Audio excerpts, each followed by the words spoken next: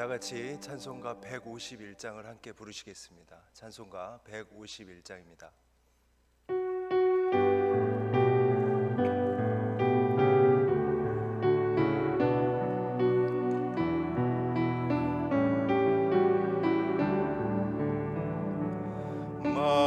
만왕에 울어도 그 큰 은혜 다 갚을 수 없네. 나 주님께 몸 바쳐서 주의 이름 쓰리. 십자가 내가 처음 볼 때에 나의 맘의 큰 고통 사라져. 오늘 믿고서 내 눈 밝았네. 참 내 기쁨 영원하도다. 325장 함께 부르겠습니다. 325장입니다.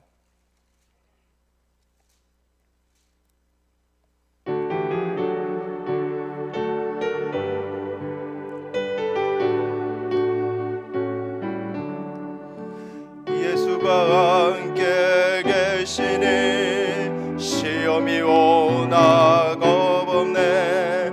기쁨의 근원 되시는 예수를 위해 삽시다.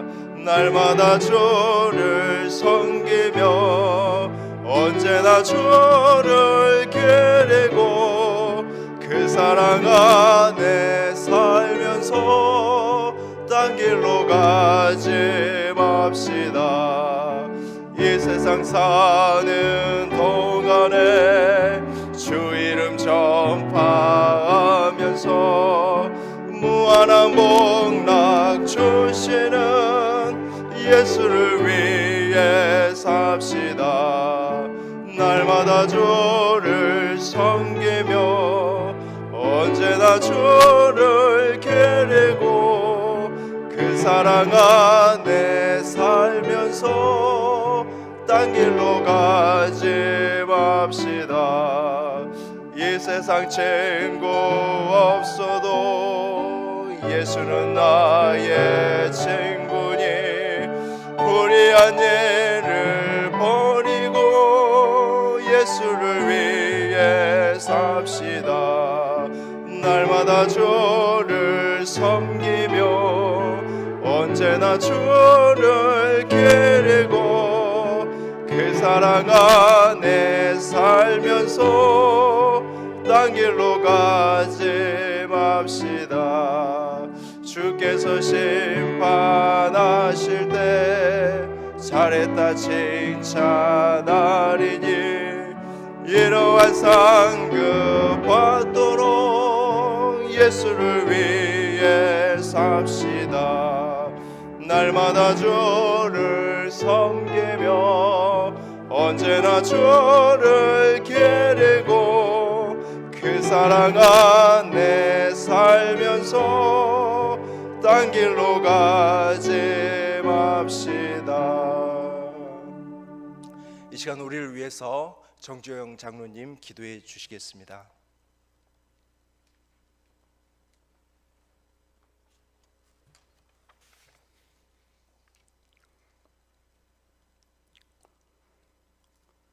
생명의 근원이 되시는 하나님 아버지, 오늘도 은혜 베풀어 주셔서 주님 이전에 함께 하지 못하고 각자의 처소에서 영상을 통하여 아버지께 예배를 드리오니 주님 우리 예배를 받아 주시옵소서.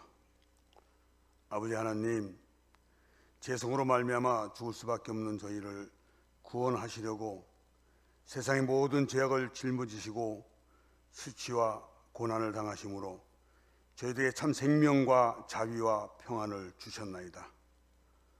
그러나 저희들은 주님의 고난을 깨닫지 못하고 저희들에게 맡겨주신 십자가를 외면한 채 인간의 욕망과 헛된 욕심을 가지고 살아왔음을 이 시간 회개합니다.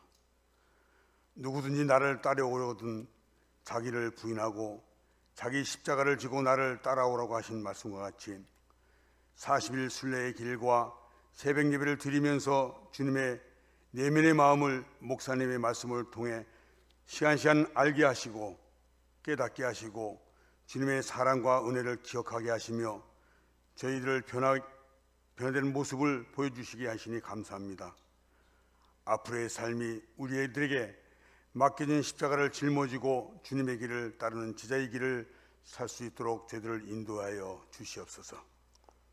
항상 기도함으로 말미암아 구속받은 은총에 힘입어 주님을 본받게 하시고 이웃을 위하여 겸손한 사랑을 주며 주님의 피 묻은 복음을 힘껏 전할 수 있는 저희 모두가 되어 하나님 아버지께서 내가 기뻐하였노라 잘했다 칭찬받는 믿음의 자녀가 되게 하여 주시옵소서.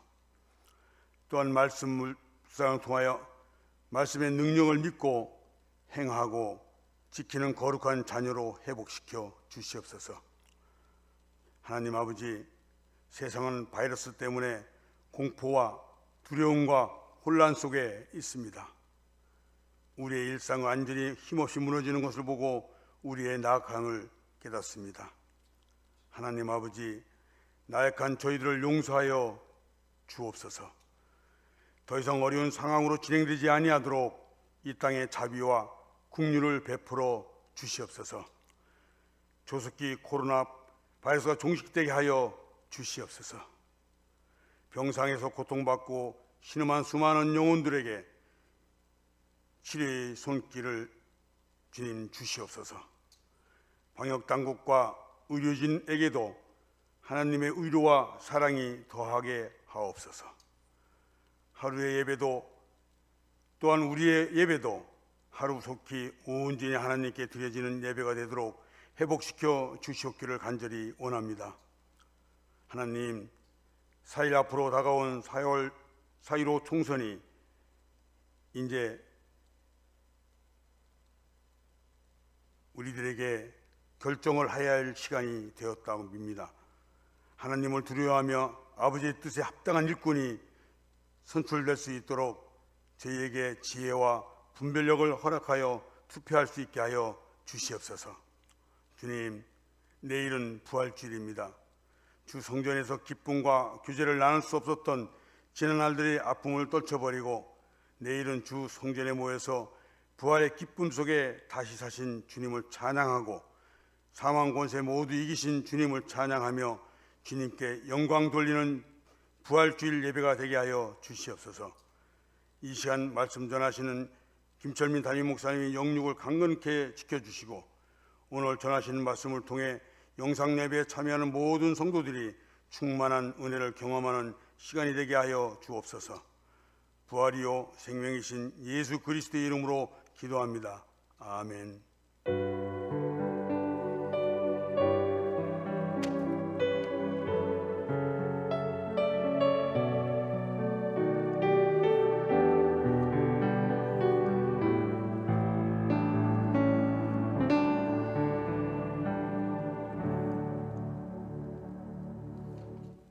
오늘 우리에게 주시는 하나님의 말씀은 마가복음 15장 16절부터 32절까지의 말씀입니다. 신약성경 83쪽에 나와 있습니다. 하나님의 말씀을 받들어 읽겠습니다. 군인들이 예수를 끌고 브라이도리온이라는 뜰 안으로 들어가서 온 군대를 모으고 예수에게 자색 옷을 입히고 가시관을 엮어 씌우고 격리하여 이르되 유대인의 왕이여 평안할지어다 하고 갈대로 그의 머리를 치며 침을 뱉으며 꿇어 절하더라. 희롱을 다 한 후 자색 옷을 벗기고 도로 그의 옷을 입히고 십자가에 못 박으려고 끌고 나가니라. 마침 알렉산더와 루포의 아버지인 구레네 사람 시몬이 시골로부터 와서 지나가는데 그들이 그를 억지로 같이 가게 하여 예수의 십자가를 지우고 예수를 끌고 골고다라 하는 곳, 번역하면 해골의 곳에 이르러 모략을 탄 포도주를 주었으나 예수께서 받지 아니하시니라. 십자가에 못 박고 그 옷을 나눌세 누가 어느 것을 가질까 하여 제비를 뽑더라. 때가 제3시가 되어 십자가에 못 박으니라. 그 위에 있는 죄패의 유대인의 왕이라 썼고 강도 둘을 예수와 함께 십자가에 못 박으니 하나는 그의 우편에 하나는 좌편에 있더라. 지나가는 자들은 자기 머리를 흔들며 예수를 모욕하여 이르되 아하 성전을 헐고 사흘에 짓는다는 자여, 내가 너를 구원하여 십자가에서 내려오라 하고 그와 같이 대제사장들도 서기관들과 함께 희롱하며 서로 말하되 그가 남은 구원하였으되 자기는 구원할 수 없도다. 이스라엘의 왕 그리스도가 지금 십자가에서 내려와 우리가 보고 믿게 할지어다 하며 함께 십자가에 못 박힌 자들도 예수를 욕하더라. 아멘. 담임 목사님 나오셔서 거룩한 자긍심으로 걸읍시다라는 제아의 말씀을 전해 주시겠습니다.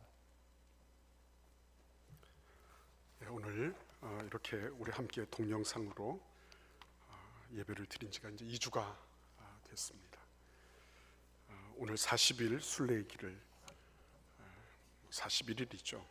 41일인데 편의상 40일이라고 마치게 되었어요. 그동안 여러분들 순례의길을 걸으시느라고 수고를 많이 하셨고 또 한 걸음 한 걸음 걸으면서 때로는 넘어지고 또 때로는 실패할 때도 있었겠죠. 그러나 여기까지 함께 하신 여러분들 대단히 감사하게 생각합니다.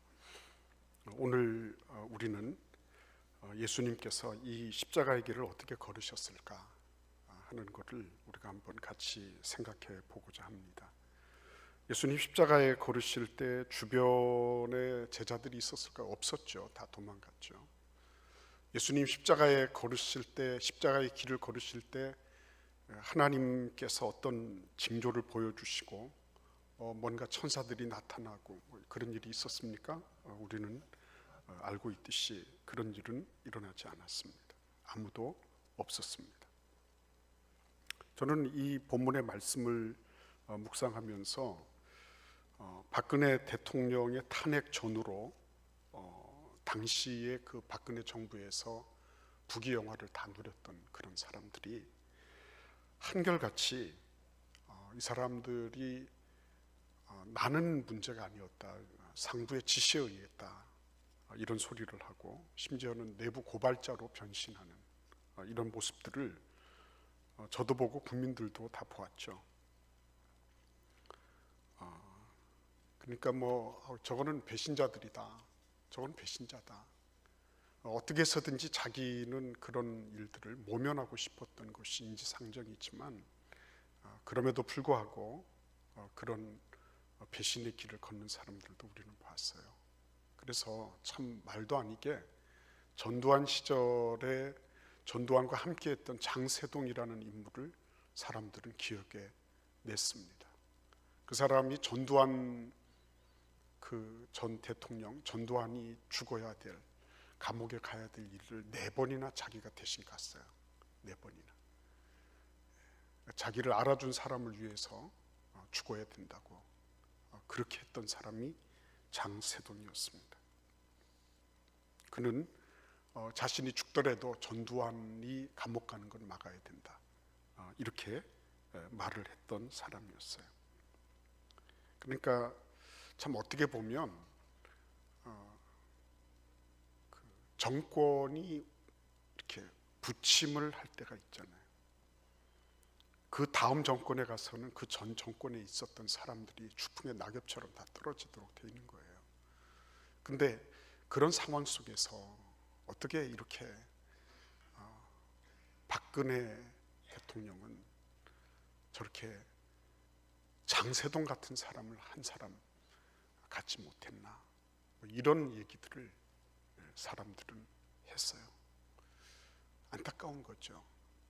그런데 여러분 생각해 보십시오. 예수님은 어땠나 하는 거죠.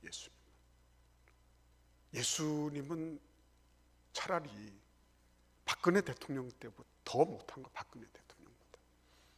그 전 대통령 시절에 누구누구는 배신을 하고 누구누구는 내부 고발자가 되고 자기가 살기 위해서 어떻게 하고 다 그렇게 했지만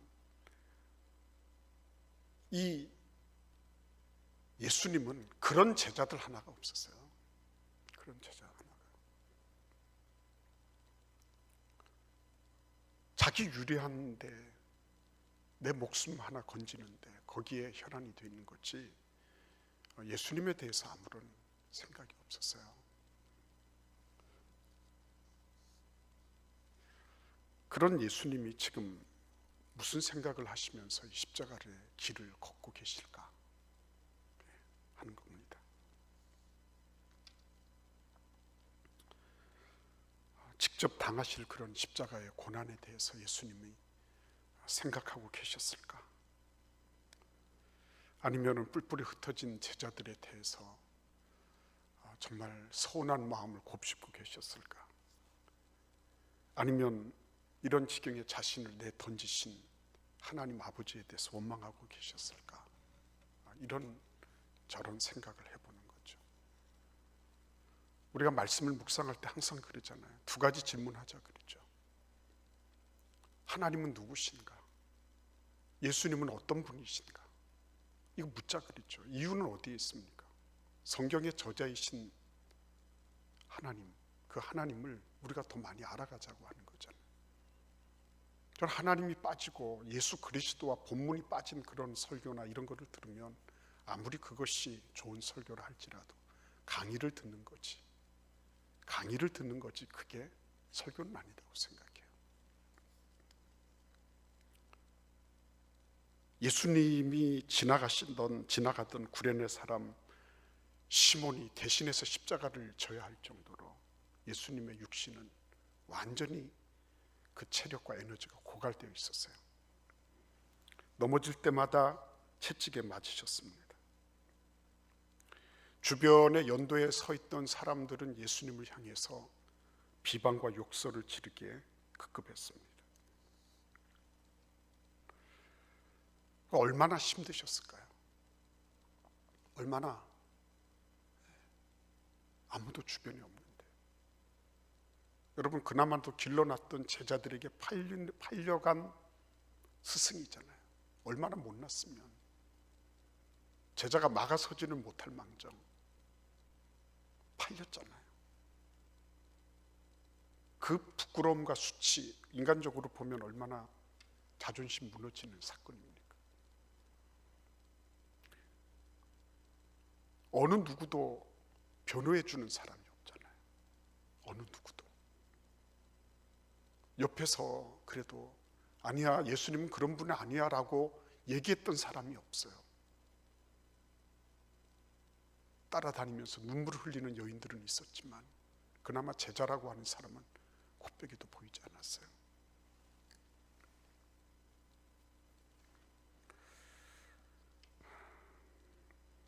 그러니까 여러분 이런 상황 속에서 우리는 생각을 해보는 거죠. 예수님은 인간적인 충성을 받지 못하셨습니다. 인간의 속성이니까. 자기한테 유리하고 달면 받고 쓰면 내뱉는 거니까. 나한테 유리한 조건이면 그것이 아무리 악한 것이라 할지라도 넙죽 받아들이고 나한테 불리한 것 같으면 그것이 아무리 의롭다 할지라도 내팽개치는 게 그게 인간 속성이니까 예수님은 그거를 깊이 아셨을 거예요. 그래서 정말 힘들고 어려울 때 자신이 불리할 때 그 사람의 충성도가 나타나는 거예요. 그것은 주님을 향해서만 그런 게 아니에요. 가정에서도 직장에서도 교회에서도 사회 어떤 곳에서도 다 동일하게 적용되는 거예요. 어려울 때, 힘들 때, 불리할 때, 손해볼 때 그 사람의 진면목이 드러나는 거예요. 오늘 그러면 예수님의 마음을 우리가 한번 찾아서 들어가 보고자 하는 것입니다. 예수님의 마음. 예수님의 마음이 도대체 어떤 모습으로 구형되어 갔을까 하는 것입니다. 맨 먼저 오늘 이 말씀을 묵상하면서 우리는 예수님께서 평소에 어떻게 반응하셨는가? 어떤 일들에 대해서 사람들이 자극을 받으면 거기에 대해서 생각이 주어지고 그리고 감정이 나타나잖아요. 그리고 그 감정에 따라서 행동하거든요. 예수님께서는 어떤 자극을 받으셨을 때 생각과 그 정서적인 반응을 통해서 행동에 이르게 됐나? 요한복음 4장에 보시면 예수님께서 사마리아 성에 들어가셨을 때 한 여인을 만나서 상담하십니다. 이 여인이 별로 그렇게 인생살이가 순탄하지는 않았던 것 같아요. 남편이 5이나 될 정도로. 근데 제자들은 그때 당시에 도시락을 가지러 읍내로 들어갔고 예수님은 그 여인하고 말씀하고 계셨습니다. 그 여인이 내가 진짜 바라던 메시아를 만났다, 와보라 그러면서 갔을 때 제자들 이제 사람들을 데리고 왔죠. 그런데 제자들이 예수님께 도시락을 내놨습니다. 예수님 드시죠. 근데 요한복음 4장 33절에 보시면 예수님께서 이렇게 말씀하십니다. 나의 양식은 나를 보내신 이의 뜻을 행하며 그의 일을 온전히 이루는 이것이니라. 나의 양식은 나를 보내신 이의 뜻을 행하며 그의 일을 온전히 이루는 이것이니라. 예수님의 초미의 관심사는 식사하시는 것보다도 아니면 당신 자신의 어떤 일을 꾸미는 것보다도 하나님 아버지의 뜻을 행하는 것이었다. 분명히 말씀하시고 있어요. 그리고 그 아버지의 일을 온전히 이루는 것이다. 이것이 당신 자신이 어떤 일을 행하고 어떤 일에 대해서 반응하는 가장 중요한 자극이었다는 거예요. 그러니까 여러분, 지금 예수님은 이 길을 걸어가시면서 무슨 생각을 하고 계셨을 것 같아요? 다른 거 없죠. 하나님 앞에 내가 지금 아버지의 뜻을 행하고 있구나. 아버지의 뜻을 행하고 있구나. 지금 하나님 아버지의 뜻을 따라서 이 십자가의 길을 걸음으로 하나님이 기뻐하신 구원의 일들을, 구원의 역사를 이루는 일에 내가 지금 쓰임 받고 있구나 하는 그런 뿌듯한 자긍심이 계셨을 거라고 그렇게 믿는 거예요. 나는 지금 아버지의 기뻐하시는 뜻을 이루는 거야. 그렇죠? 힘들고 어려워도 넘어지고 채찍에 맞으면서도 예수님은 끊임없이 하나님 아버지의 뜻을 행하고 있는 그런 자기 자신을 향한 자의식, 내가 나를 향해서 가지고 있는 자의식 가운데 하나님, 나는 지금 주님의 뜻을 행합니다. 그 기쁨, 그 감사, 그리고 뿌듯한 그런 자부심이 예수님의 마음속에 피어나고 있었을 거예요. 그래서 요한복음 8장 29절 말씀에 보시면 나를 보내신 이가 나와 함께 하시도다. 나는 항상 그가 기뻐하시는 일을 행함으로 나를 혼자 두지 아니하셨느니라. 지금 아직까지도 예수님은 하나님 아버지의 기뻐하시는 일을 행하시기 위해서 주님과 동행하고 계신 거예요. 그 고통의 순간에도 하나님이 기뻐하시는 일을 행하시고, 그래서 자신을 혼자 두지 아니하시는 하나님과 동행하는 기쁨을 누리고 계셨던 것입니다. 아무도 모르는 거죠. 이거는 아무도 모르는 거죠.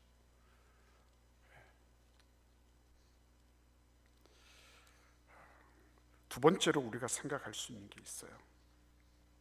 그게 뭐냐면, 지금 자기를 죽이려고 달려들고 있는 사람들, 그리고 실제적으로 지금 죽음의 길로 걸어가시면서 예수님이 가지신 아주 뚜렷한 생각이 있을 것이라고 우리는 충분히 유추해 볼 수 있어요. 1998년이었습니다. 인도네시아에서 대대적인 폭동이 일어났어요. 인도네시아의 경제권은 얼마 되지 않은 중국 화교들이 다 쥐고 있습니다. 그때 당시에 그 수하르토 정권이었는데 이 사람들이, 이 화교들이 말이죠, 수하르토 정권하고 서로 결탁을 해서 인도네시아 국부의 85% 정도를 쥐고 있는 그런 엄청난 경제력을 자랑했어요. 당연히 인도네시아 사람들은 중국 화교에 대해서 별로 기분이 좋지 않았습니다. 그런데 반정부 데모가 자카르타에서 일어났어요. 근데 그 반정부 데모가 일어나면서 그게 중국 화교들에 대한 공격으로 이어지게 됐습니다. 그때 우리 인도네시아, 저는 97년에 갔고요. 인도네시아 그 이듬해인데 GP 선교회라고 선교회가 있습니다. 글로벌 파트너스라고 그 선교회 소속의 백운영 선교사 가정이 그때 말랑으로 오셨어요. 그래서 이제 안지 얼마 안 되는 그런 시점이었습니다. 근데 이제 그 백운영 선교사 가정을 보기 위해서 그 장모님하고 장인 어르신이 수라바야 공항으로 온다고 그랬어요. 그 오시는 모양이구나 그렇게 생각을 했었죠.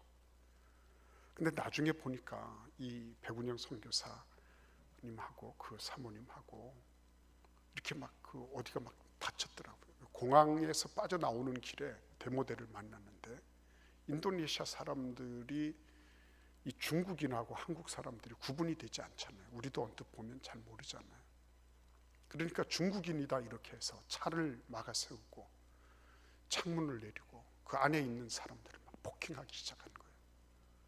묻지도 따지지도 않았어요. 얼마나 맞았는지 우리 한국 사람이라 그래도 듣지를 않는 거예요. 근데 어떻게 해서 빠져나온 겁니다. 어떻게 해서 정말 하나님의 은혜죠.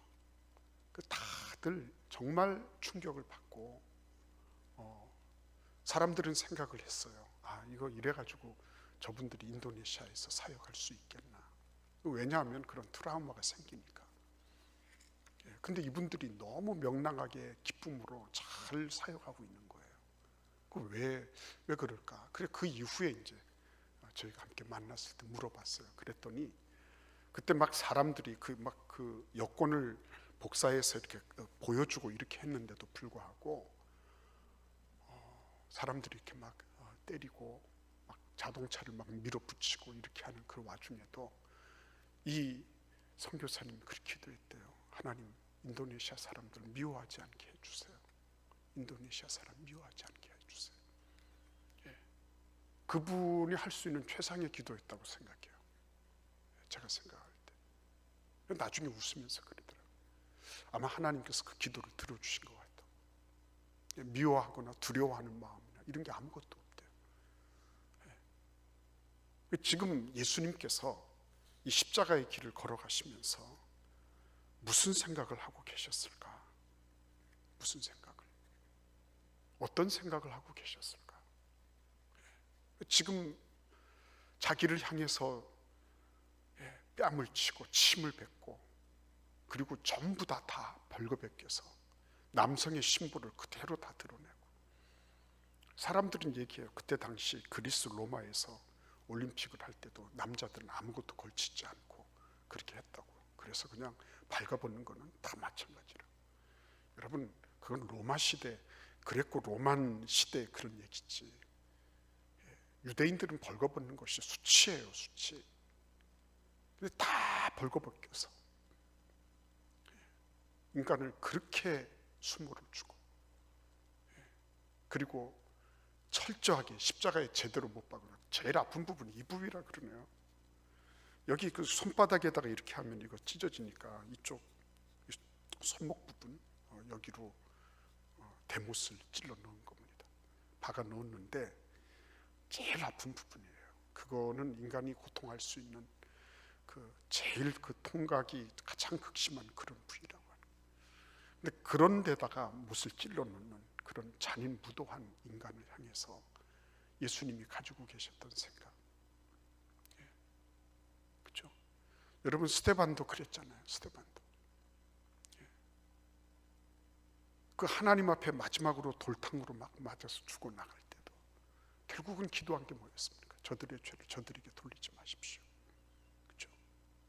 결국 예수님의 마음속에서는 비록 이들이 죄인이지만 당신 자신이 지금 이들의 생명을 위해서 당신의 생명을 내놓고 계시다는 것, 그리고 당신의 생명을 통해서 이들이 다시 살 수 있다는 거, 여기에 예수님이 집중하고 계셨을 것이다. 나는 죽지만 너희는 살아라 하는 거였어요. 에스겔서 16장 6절 말씀이 있습니다. 내가 내 곁으로 지나갈 때에 뇌가 피투성이가 되어, 여기서 너는 이스라엘을 가리키는 말입니다. 뇌가 피투성이가 되어 발짓하는 것을 보고 내게 이르기를 너는 피투성이라도 살아있으라. 다시 이르기를 너는 피투성이라도 살아있으라. 에스겔 선지자가요, 정말 하나님을 배신하고 죄악 가운데 아무렇게나 살면서 스스로를 멸망의 길로 내몰고 있는 이스라엘 백성들. 그런데 이제 막 피투성이처럼 이제 막 나온 거예요. 어머니 뱃속에서 나와가지고 그냥 그 자체로 이렇게 있는 거예요. 그러니까 언제 어떻게 돌보지 않으면 죽을 수밖에 없는 거예요. 근데 그 피투성이라도 너는 살아라. 피투성이라도. 나는 죽지만 너희들이 알지 못하고 범하는 이 모든 것들에 대해서 그럼에도 불구하고 너희는 살아야 된다. 예수님께서 그 마음들, 너희는 살아야 된다. 옛날에 우리 아버지들, 우리 할아버지들이 그러셨잖아요. 직장에서 어디에서 수모를 당하고 그렇게 하더라도 자식들 생각하면서 그런 거 이겨내잖아요. 항상 왼쪽 호주머니에, 왼쪽 포켓에는 그런 거, 사임서 같은 거 항상 준비해 있다가 언제든지 나는 던져버리겠다 그러고 있지만 끝까지 차마 넣지 못하는 이유가 어디에 있어요? 그거 살리려고 하는 거거든요. 예수께서 그 한 가지 일념을 가지고 지금 이 고난의 길을 걸어가고 계신 거예요. 너희는 살아야 된다. 너희는 살아야 된다. 그러니까 이 사람 살리는 이 기쁨과 그 즐거움, 감사함, 이걸 어디에다가 비견할 수 있겠습니까? 그 자부심을 어디에다 비견할 수 있어요? 전도해 본 사람들은요, 전도가 얼마나 소중한지 압니다. 전도한 사람이 어떻게 자라는지, 내가 전도해서 그 사람이 어떤 모습으로 영적으로 하나님 앞에 쓰임 받고 있는지, 이런 걸 보면요, 너무너무 감사한 거예요. 너무너무. 그 마음속에서 자라나는 그런 자부심들. 전도해서 자라나고 있는 그런 분들을 보면요, 비록 실수하고 잘못한다 할지라도 그게 다 감싸지는 거예요. 예수께서 지금 알지도 못하고 예수님을 향하여 비아냥거리고 네가 하나님의 아들이면 내려와라, 마음대로 떠들고 머리를 흔들면서 조롱하는 무리를 향해서, 그래, 너희들은 지금 모르고 있지만 그래도 너희들 살아야 된다. 너희들 살아야 된다. 나는 이 고통과 수모를 당하고 있지만 너희들은 그런 꼴을 당하면 안 된다. 그 한 마음으로, 일념으로 예수께서 지금 이 길을 걸어가고 계신 거예요.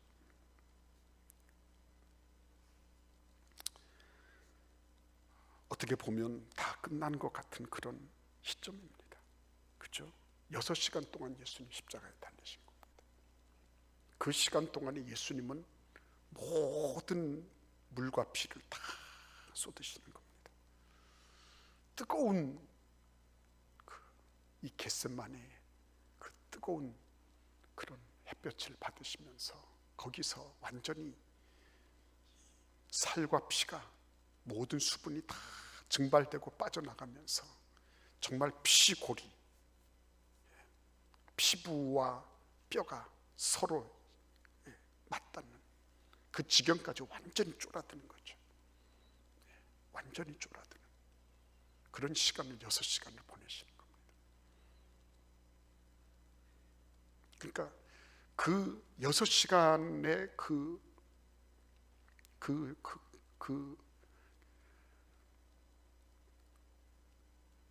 시점이 예수 그리스도에게는 가장 힘들고 어렵고, 그리고 정말 점점 정신이 혼미해져가는 그런 상황이었습니다.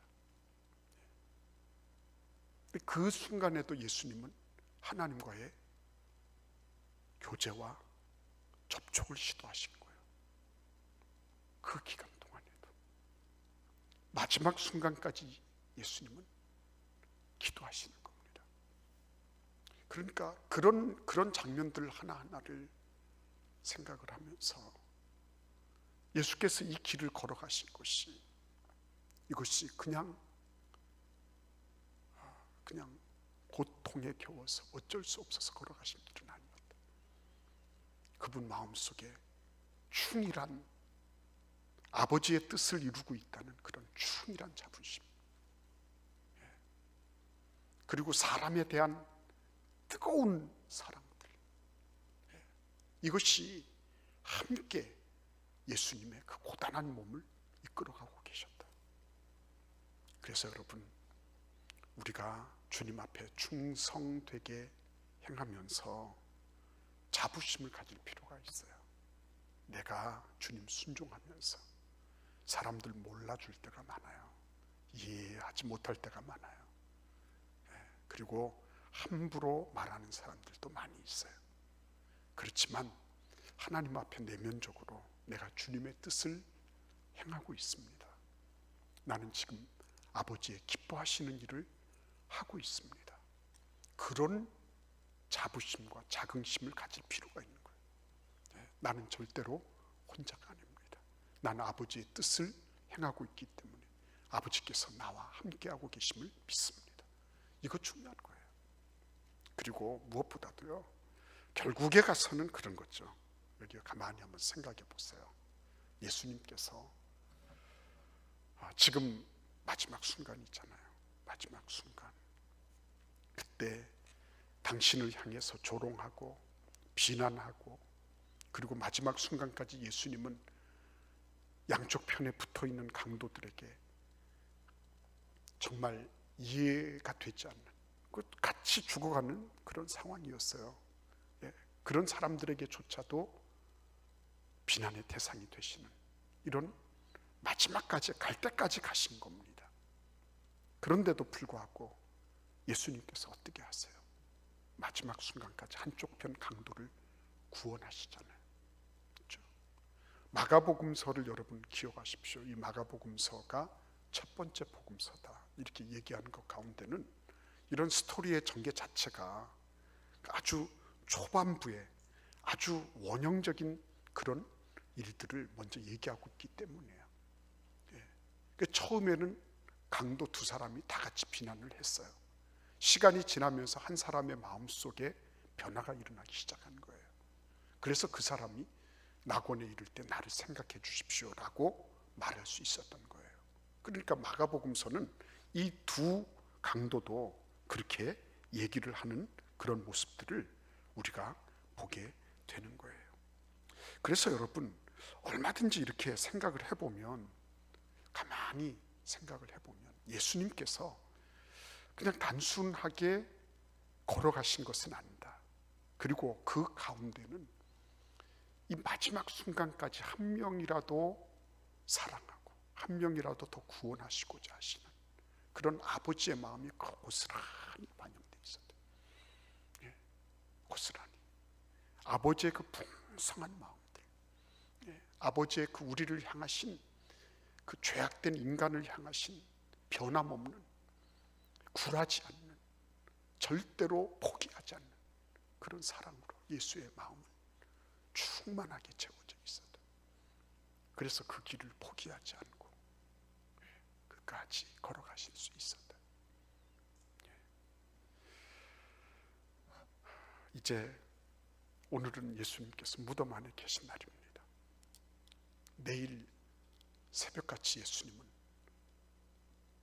그 죽음의 그 모든 사슬을 끊고 부활하실 것입니다. 여러분들, 우리가 예배를 어디서 드리는 게 그렇게 중요한 겁니까? 부활하신 예수님 만나는 게 훨씬 더 중요한 거지. 그렇잖아요.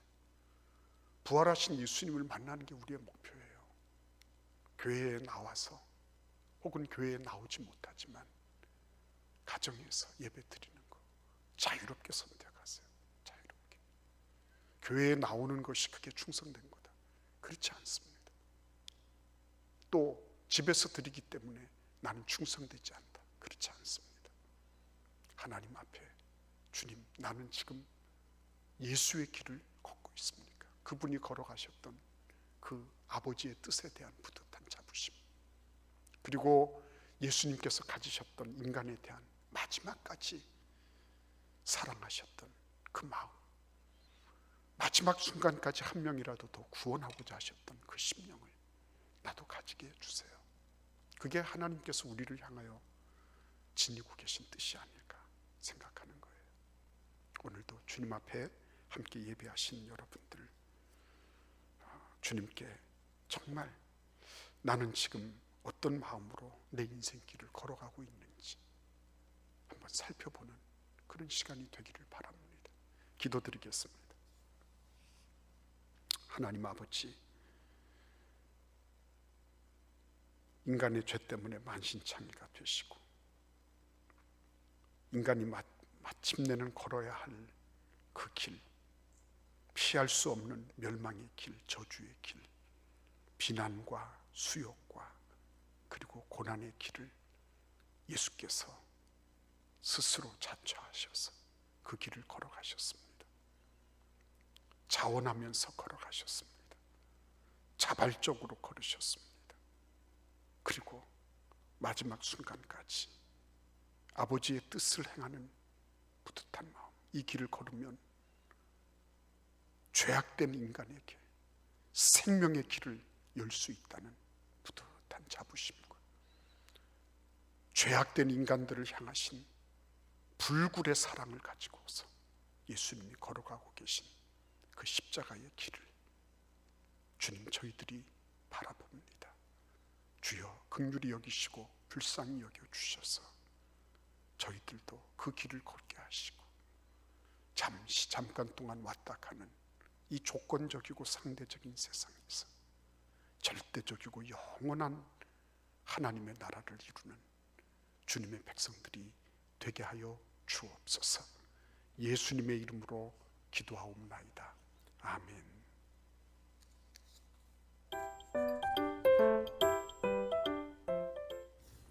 영상 예배에 대한 기대가 없었는데 자녀들과 함께 같은 시간 같은 장소에서 예배를 드리다 보니까 또 다른 특별한 은혜가 있었습니다. 예배당이란 한정된 공간을 뛰어넘어 삶 속의 예배에 대해서 다시 생각하게 되고 자녀들과 함께 나누게 되는 귀한 시간이 되었습니다. 함께 모여 찬양하고 기도하고 예배 드리는 것이 얼마나 좋은지 새삼 다시 알게 되는 귀한 시간이 되고 있습니다. 대전제일교를 사랑하는 박경희 권사입니다. 요즘 우리가 드리고 있는 영상 예배는 21세기를 살아가는 우리에게 주신 하나님의 은혜입니다.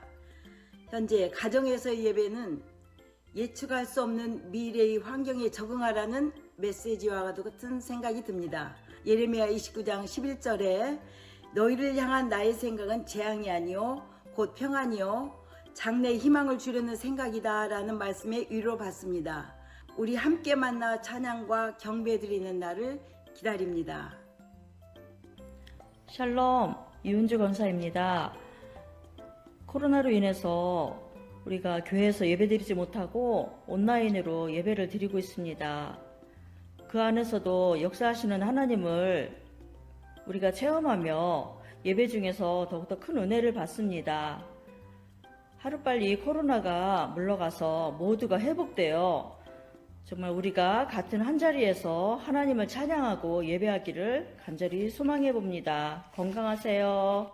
코로나로 교회에 가지 못하고 온라인으로 예배를 드리는 것이 어린 자녀를 둔 부모의 입장에서 쉽지만은 않습니다. 하지만 영상을 제작하고 또 진행하시는 많은 분들의 노고에 감사하는 마음으로 행복하게 예배에 동참하고 있습니다. 목사님의 말씀처럼 이 시간들이 개인 신앙생활을 더욱 철저히 다지는 시간이 되기를 기도합니다. 바이러스가 종식돼서 오프라인 예배에 대한 두려움이 사라지고 즐겁고 기쁜 마음으로 예배드릴 수 있는 날이 속히 오기를 기도하며 기다리겠습니다. 안녕하세요. 마리아 여전도의 유종선 집사입니다. 저는 요즘 새벽 예배를 온라인 예배를 통해 드리고 있습니다. 핑계 같지만 그동안 아이들 때문에 새벽 예배 참석하는 게 쉽지 않았었는데 이번 코로나19 사태로 인해 이제 온라인 예배를 드리게 되면서 새벽 예배도 더 가까이 드릴 수 있는 기회가 되었습니다. 각자 처한 환경이 다 다르고 상황이 다를 텐데 이 힘든 시기를 각자의 상황에 맞게 모두들 하나님과 더 가까워지는 시기로 보내시길 간절히 희망합니다. 그리고 빨리 진짜로 만날 수 있는 그 날이 오기를 소망합니다. 건강하세요.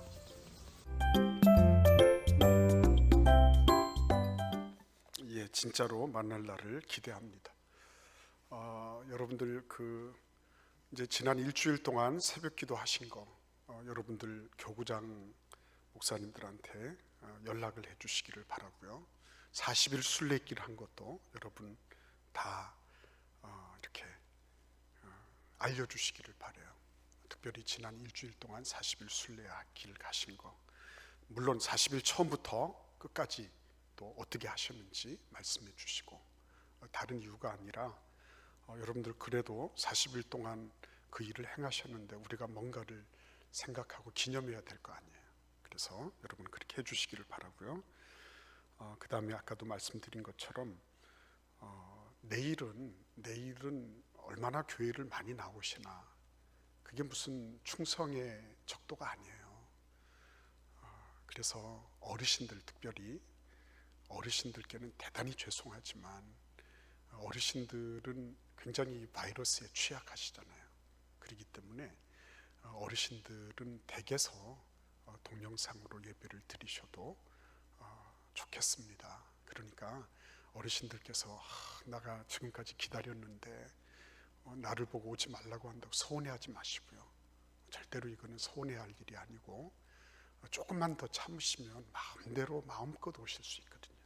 그러니까 어르신들은 조금 자제해 주시기를 바라고, 또 몸이 이렇게 컨디션이 안 좋으시거나 이렇게 해도 안 나오셔도 돼요.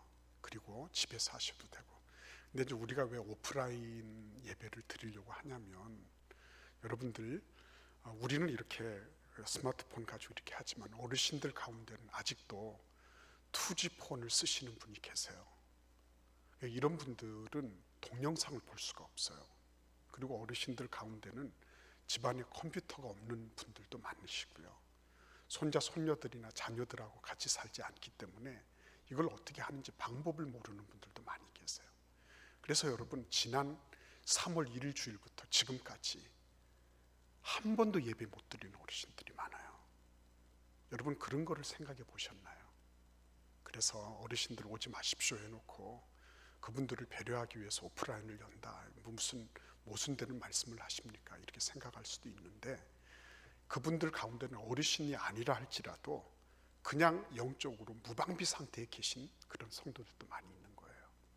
그래서 여러분들 이런 오프라인을 같이 개설하고 같이 열고자 하는 그런 생각을 하게 됐고 당회가 결의를 하게 된 거예요. 그리고 여러분들이 오시면 충분히 2m 이상을 다 뗐습니다.